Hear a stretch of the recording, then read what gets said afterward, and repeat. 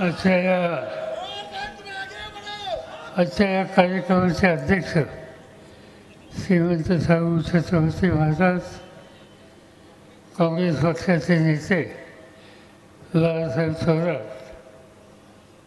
दिल्लीचे आमचे पार्लमेंटमध्ये सरकारी आणि कम्युनिस्ट पार्टीचे राष्ट्रीय नेते काँग्रेस जी राजा, संजय सतेज पाटील, काँग्रेस कानगो, जयसीताई Jadhav, Jaydas Gavkar, Uma Phansare, Shweta Phansare, V V Patil, doctor Jaysingrao Pawar, Shamsuddin Wasim, Vijay Devnay, उत्तर नारक, आर के पवार, मेघा पानसरे, प्रवीण गायकवाड आणि अनेक सहकारी या ठिकाणी व्यासपीठावर उभे ते सगळे बंधू भगिनी. आता एक प्रकारचा अतिशय महत्त्वाचा हा सोहळा आहे.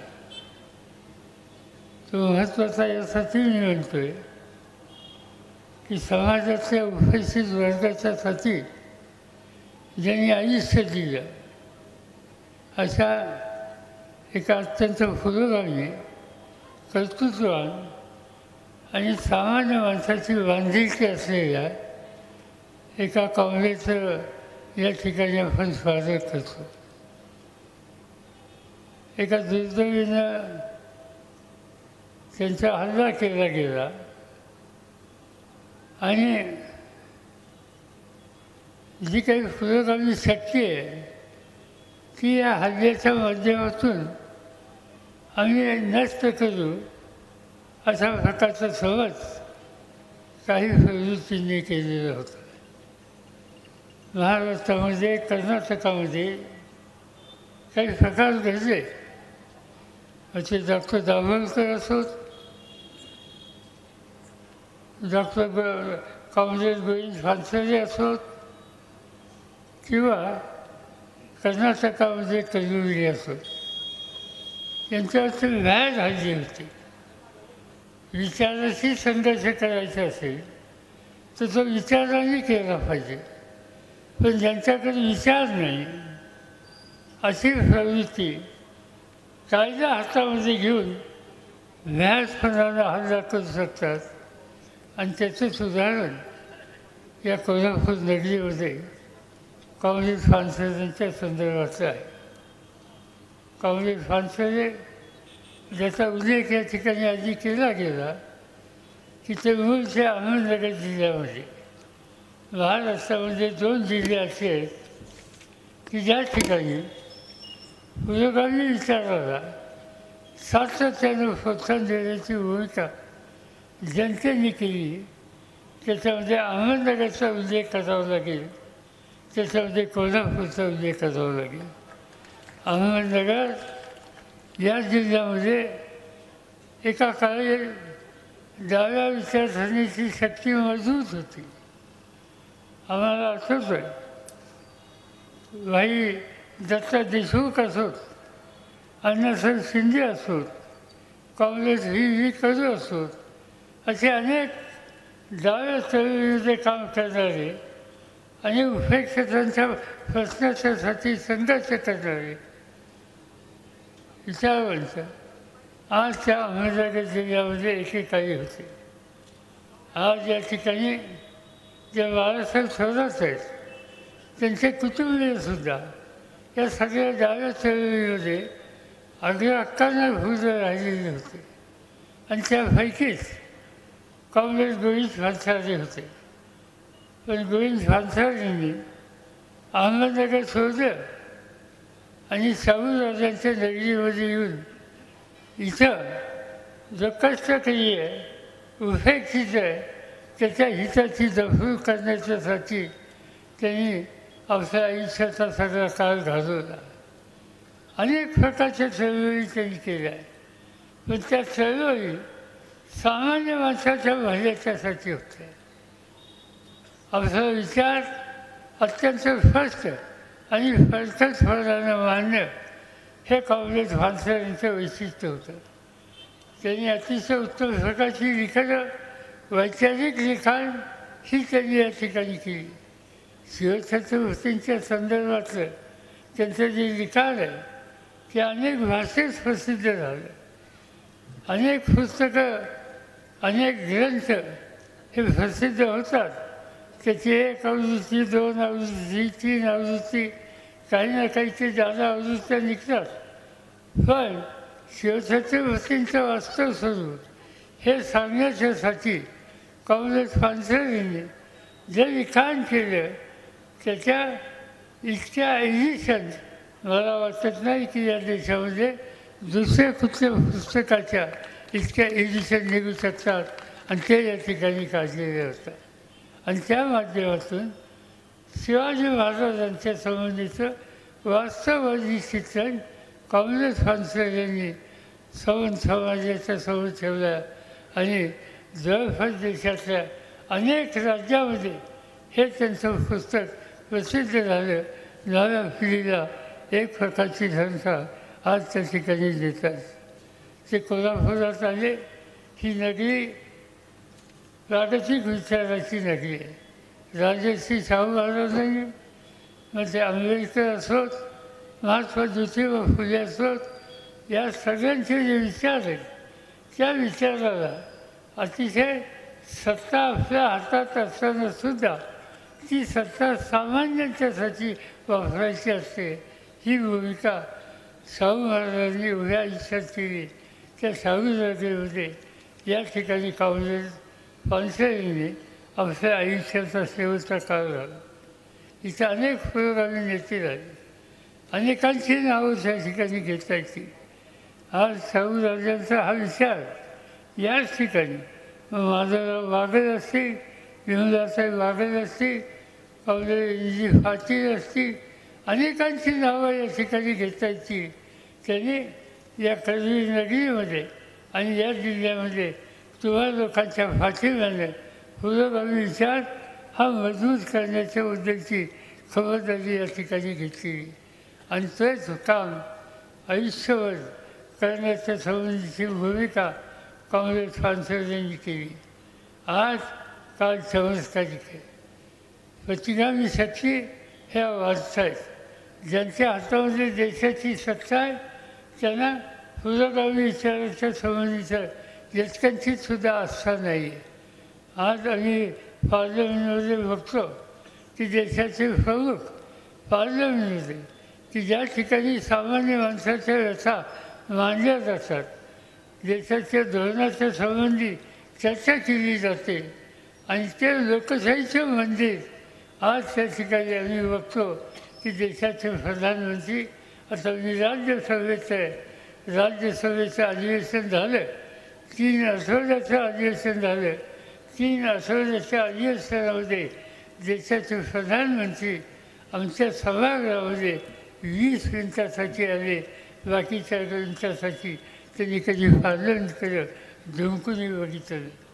हे जरी खरं असलं तर पार्लमेंटच्या पहिल्या दिवशी पार्लमेंटच्या दारामध्ये ते साष्टांग नमस्कार घालतील आणि लोकांना काहीतरी वेगळा संदेश दिसतो. या सगळ्या गोष्टी एक प्रकारच्या नाटकी आहेत.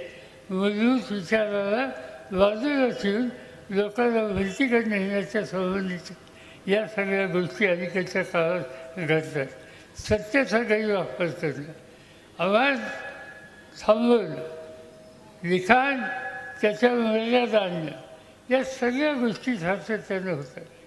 टेलिव्हिजनचं चॅनल 2-2 दिवसासाठी, 4-4 दिवसासाठी बंद करण्याच्या संबंधीचे आदेश काढणं, याचा अर्थ हा स्वच्छ आहे की आज ज्यांच्या हातामध्ये सत्ता आहे त्या मूलभूत स्वातंत्र्यावर हल्ला करण्याच्या संबंधी त्यांना यत्किंचितसुद्धा चिंता वाटत नाही. अशांच्या हातामध्ये आज देशाची सत्ता आहे. आणि या प्रवृत्तीच्या विरुद्ध आयुष्यभर कॉम्रेड पानसरे जे आज त्यांना खऱ्या अर्थानं श्रद्धांजली व्यक्त करायची असेल तर या प्रतिगामी शक्ती आहेत त्यांच्या विरुद्ध संघर्ष करण्याची भूमिका घेतली पाहिजे. परवा तुम्ही बघितलं की पुणे शहरामध्ये काही तरुणांनी निर्भय व्हा या प्रकारची एक भूमिका हातामध्ये घेतली. ते लोकांना एवढंच सांगू इच्छितो, तुमचं मत मांडण्याचा अधिकार तुमचा आहे. त्याच्यावर कुणी वंदना करत असतील त्याची चिंता करू नका. मूलभूत स्वातंत्र्याचा विचार हा स्पष्टपणाने मांडा आणि त्यासाठी आम्ही तुमच्या भूमिका मांडायला आलो आहे. अशा प्रकारचं काम करण्याचा प्रयत्न काही लोकांनी केला तर त्यांच्या हल्ले झाले, त्यांच्या गाडीच्या काचा फोडल्या, त्यांचा कार्यक्रम उजळून नव्हता हा प्रयत्न झाला. याचा अर्थ स्वच्छ आहे की सत्तेचा गैरवापर करून आपलं स्वच्छ मत मांडण्याचा प्रयत्न कुणी करत असेल तर त्याचा आवाज हा मी बंद करू शकतो, हा संदेश या माध्यमातून दिलेला आहे. आणि म्हणून या सगळ्या गोष्टीच्या संबंधीचा आपल्याला विचार करावा लागेल. आम्ही बघतो की देशाच्या अनेक नेत्यांच्यावर सत्तेचा गैरवापर कसा केला जातो. झारखंडसारख्या राज्याचा आदिवासी मुख्यमंत्री काही त्याची कारणं नसताना खोट्या त्याच्यावर केसेस केल्या जातात आणि आदिवासी मुख्यमंत्र्याला तुरुंगामध्ये टाकले जातं. दिल्ली शहरामध्ये काम करणारे मुख्यमंत्री केजरीवाल अनेक क्षेत्रामध्ये त्यांचं काम उत्तम आहे, पण आज या प्रतिगामी शक्तीच्या विरुद्ध स्वच्छ भूमिका मांडतात म्हणून त्यांना दैनंदिन नोटिसेस पासून त्यांनाही या स्वतःची एक कडक भूमिका घेण्याचा प्रयत्न दिसतो. त्यांचे सहकारी तुरुंगामध्ये टाकलेले 3-3, 4-4 मंत्री आज दिल्लीचे तुरुंगामध्ये टाकले. एका बाजूनं जे काम करत आहेत, जे भूमिका मांडत आहेत, जो विचार मांडत आहेत त्यांना तुरुंगात टाकणं आणि दुसऱ्या बाजूनं अनेक वर्ष सत्याच्या राजकारणामध्ये भाजपच्या बाहेर जाऊन काम करणारे, उद्या केंद्राच्या पेक्षा वेगळी भूमिका घेण्याचा प्रयत्न करणारे अनेकांच्यावर आज या ठिकाणी ईडी असो किंवा तत्सम संघटना असो त्याच्या माध्यमातून त्यांचा एक प्रकारचं दडपण आणण्याचा हा प्रयत्न केला जातो. आणि जे लोक भ्रष्टाचारात गुंतले त्यांना मात्र वेगळ्या प्रकारची भूमिका घेतली जाते.